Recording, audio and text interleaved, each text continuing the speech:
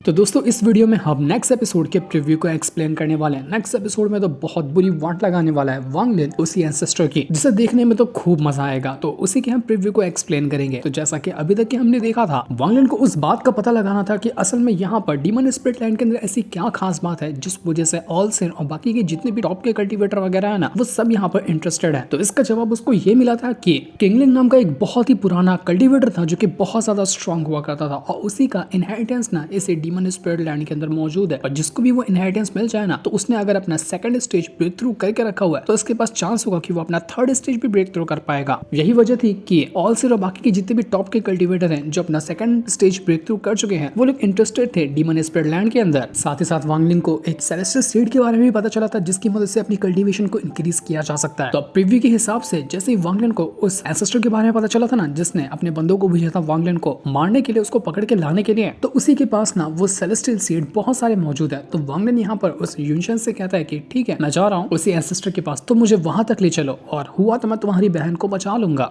अगर वो बचने लायक रही तो ये सुनकर वो जो यूनशन था ना, वो बहुत ज्यादा खुश हो चुका था। वो वांग लिन से कहता है कि बहुत बहुत शुक्रिया आपका, अगर आप मेरी हेल्प कर देंगे ना तो बहुत एहसान होगा आपका। तो ये सुनकर वांग लिन जो था ना, वो जैसे यूनशन को जगह बता रहा होता है, वो वहां पर जाने के लिए निकल चुका था। इसके बाद हम उसी एंसेस्टर को देखते हैं जो कि अपना महल के अंदर बैठा होता है, और ये एंसेस्टर थोड़ी छोटी हाइट का था और बहुत ही घटिया और थोड़ा सा ठरकी टाइप का होता है। वो यूनशन ने तो बताया ही था कि जिसके अंदर भी वो अपनी सेलेस्टियल सीड को डालता है ना, वो उसका गुलाम बन जाता है। तो उसके सिंहासन के आसपास कुछ लड़कियां भी होती है जो उसके नौकर की तरह काम कर रही थी, और उन्हीं में एक लड़की होती है जो कि वही यूनशन जो ना उसकी बहन, यानी कि यूनशन की बहन को भी उसने अपने एक गुलाम की तरह बनाकर अपने पास रख लिया है। उसको इंतजार इस बात का था कि मैंने अपने साथियों को भेजा ना वांग लिन को यहाँ पर लाने के लिए, तो बस एक बार वांग लिन यहाँ पर आ जाए, उसके अंदर भी मैं किसी तरह से उस सेलेस्टियल सीड को डाल दूं, तो उसके बाद वो भी मेरा गुलाम बन जाएगा। क्योंकि मैंने वांग लिन के बारे में हर एक बंदे से सुनकर रखा है, जिसको भी देखो उसके मुंह पे वांग लिन का ही नाम होता है। तो एक बार अगर वो मेरा गुलाम बन जाए, मेरा पेट बन जाए ना, तो कितनी अच्छी बात होगी। उसके जरिए तो मैं अपने जितने भी मेरे दुश्मन होंगे सबकी वाट लगा सकता हूँ। इतना स्ट्रॉन्ग रहेगा वांग लिन कि उसके सामने किसी का भी टिक पाना नामुमकिन होगा। और इतना स्ट्रॉन्ग बंदा जब मेरा गुलाम रहेगा तो मेरी क्या शान रहेगी। तो वो अपने इसी सपने में खोया हुआ था, इंतजार में कि वांग लिन बस यहाँ पर आता ही होगा। लेकिन उसको क्या पता कि वांग लिन आ तो रहे यहाँ पर, लेकिन उसका गुलाम बनने नहीं, बल्कि उसको बहुत बढ़िया वाला सबक सिखाने के लिए। तो जैसे ही एंसेस्टर वहां पर बैठा होता है ना, वहां का पूरा मौसम ही बदलने लग जाता है। एक अजीब सा ऑरा फैलने लग गया था, जिसको देखकर किसी को समझ ही नहीं आता कि असल में यहाँ पर हो क्या रहा है। क्या कोई इंसान यहाँ पर एंट्री मार रहा है या फिर बात कुछ और ही है। तो जैसे ही यहाँ पर देखते हैं ना, कुछ पल के अंदर वहां पर वांग लिन आकर पहुंच चुका था। अब जैसे वांग लिन यहाँ पर आया था, वो जो एंसेस्टर होता है, पहली बार तो वो वांग लिन को पहचान ही नहीं पाता। सिर्फ उसको इतना पता था कि वांग लिन नाम का कोई बंदा है जो कि बहुत ज्यादा स्ट्रॉन्ग है, लेकिन उसने वांग लिन की शक्ल नहीं देखी थी। तो वो सीधा वांग लिन से आवाज लगाते हुए कहने लग जाता है कि तू है कौन और तेरी हिम्मत कैसे हुई मुझे यहाँ पर आने की, मतलब मेरे महल के अंदर घुसने की, तुझे किसी ने रोका नहीं क्या। तो वांग लिन कहता है कि मुझे तो यहाँ पर बुलाना चाह रहा था और मुझे ही भूल गया, जिसको बुलाने का तूने ऑर्डर दिया था ना, मैं ही तो वो इंसान हूँ, मैं ही हूँ वांग लिन। तो ये सुनकर वो एंसेस्टर जो था वो देखकर एकदम घबरा जाता है, क्योंकि जैसे यहाँ पर वांग लिन ने एंट्री मारी ना, उसकी एंट्री, उसका ऑरा और उसकी पावर को देखकर वो एंसेस्टर समझ चुका था कि बंदा नॉर्मल नहीं है, इसकी कल्टीवेशन लेवल जो है ना असेंडेंट रैंक के ऊपर होगा। जब मुझे पता होता है कि ये सच में इतना ज्यादा स्ट्रॉन्ग है, तो शायद मैं इसको अपना गुलाम बनाने के बारे में सोचता ही नहीं। ये बंदा तो मेरी सोच से भी ज्यादा स्ट्रॉन्ग निकला। लेकिन वो कहता है कि ट्राई करने में क्या ही जाता है, क्या पता ये मेरा गुलाम बन जाए, क्या पता मैं मुश्किल से ही सही, लेकिन इसके अंदर वो सेलेस्टियल सीड डाल दूं, तो ये तो बहुत अच्छी बात हो जाएगी। वांग लिन जैसे यहाँ पर आया था ना, उसको वहां पर वो जो यूनशन की बहन होती है ना, वो भी नजर आती है, जिसको इसी एंसेस्टर ने ट्रैप करके रखा हुआ था।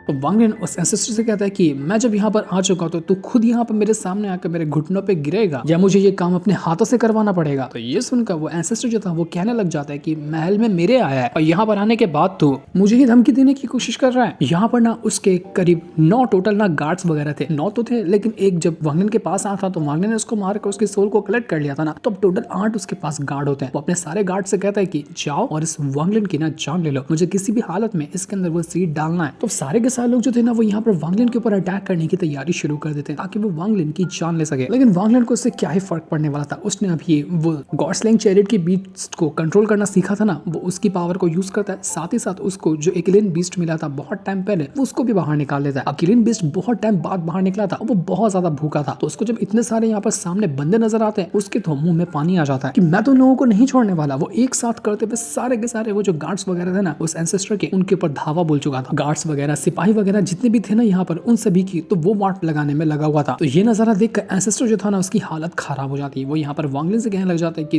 देख मुझसे ना थोड़ी सी गलती हो गई, मुझे सच में नहीं पता था कि तू इतना ज्यादा स्ट्रांग निकलेगा, तो मैं ना यहाँ पर तेरे अंदर सीड नहीं डालूंगा, तू चला जा यहाँ से, मैं तुझे जाने की परमिशन दे रहा हूँ, तू चला जा, तेरी मेरी आज से दुश्मनी खत्म। ये एंसेस्टर की तो कुछ ही पल के अंदर हालत खराब हो चुकी थी। वो एकदम डर से थर थर कांपने लग गया था वांगलिन का ऑरा और उसकी पावर देखकर।